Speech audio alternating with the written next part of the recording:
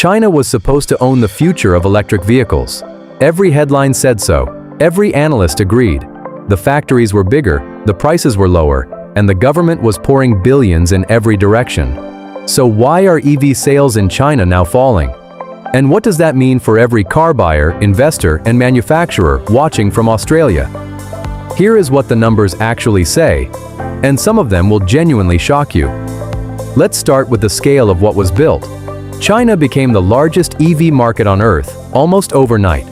By 2023, more than 8 million electric vehicles were sold in a single year inside China alone. That is more than the rest of the world combined. BYD overtook Tesla as the world's biggest EV seller.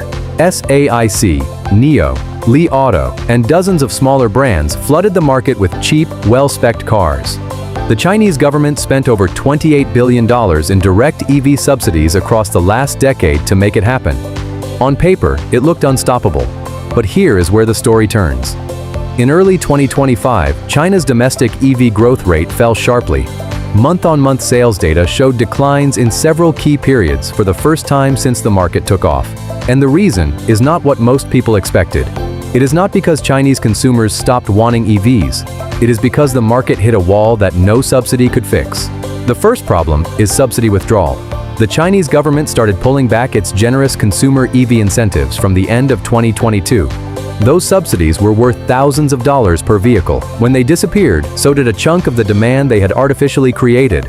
Buyers who were on the fence stayed on the fence. Sales that looked organic turned out to have been propped up the whole time. The second problem is oversupply. China built too many EV factories, too fast. At peak, Chinese manufacturers had the capacity to produce over 36 million electric vehicles per year. Domestic demand, even in a good year, sits well below that. What followed was brutal. Price wars broke out across every segment. BYD slashed prices. Every competitor matched. Margins collapsed. Smaller brands started going under. And when prices keep falling, buyers do something predictable. They wait. They assume the car they want today will be cheaper next month. That hesitation froze a meaningful portion of the market.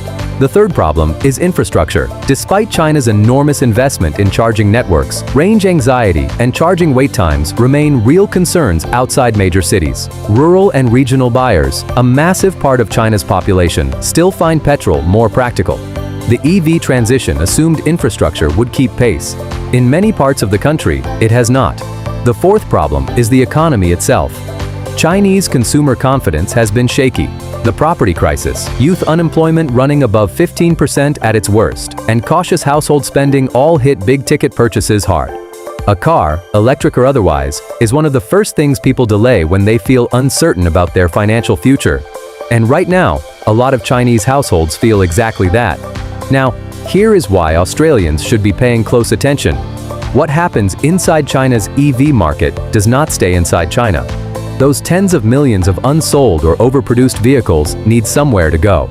Chinese manufacturers are already pushing hard into Southeast Asia, Europe, and Australia. BYD is now one of the fastest growing car brands in this country. MG, owned by SAIC, has been here for years. More Chinese brands are arriving every quarter. For Australian car buyers, this is actually good news in the short term. Increased competition and oversupply pressure mean lower prices, better specs, and more choice at every price point. The Chinese EV brands entering Australia are not dumping bottom-shelf products. They are bringing technology that genuinely competes with German and Japanese manufacturers at a fraction of the price. But for Australian investors and businesses, the picture is more complicated. If you hold shares in lithium miners or battery material companies, the slowdown in Chinese EV demand matters directly to you. China drives the global price of lithium, cobalt, and nickel. When EV production slows, demand for those materials softens. Lithium prices already fell more than 80% from their 2022 peak. Australian miners who locked in expansion plans based on the China growth story are now managing a very different reality. The broader question is whether this is a temporary dip or a structural shift. The honest answer is probably both. Short term, the Chinese EV market is digesting a subsidy hangover, a price war, and an economic slowdown all at once. These are real headwinds. But long-term, China is not stepping back from electric vehicles. The government's emissions targets, its energy security goals, and its industrial strategy all point in one direction. The EV push is not over, it is being recalibrated. The brands that survive the current shakeout will emerge leaner, more competitive, and hungrier for global market share. And global market share increasingly includes Australia. Here is what this means practically. If you are thinking about buying an EV, the next 12 to 18 months could be one of the best buying windows this country has seen. Competition is fierce, prices are under pressure, and the technology is better than it has ever been. Do your research, compare total cost of ownership, and do not let brand loyalty to a legacy manufacturer cost you thousands. If you are an investor with exposure to battery materials or EV supply chains, watch the Chinese demand data closely. Recovery signals will come through monthly production and sales figures out of Beijing. The bounce, when it comes, will move prices fast. And if you run a business that intersects with the auto industry, servicing, charging infrastructure, fleet management, start mapping your strategy around the Chinese brands now. Because the ones sitting on the fence waiting to see how it plays out will be reacting to a market that already moved past them. The China EV story is not over. But the easy chapter is. What comes next is harder, messier, and more interesting. The winners will be the people and businesses who understood the shift before the headlines caught up.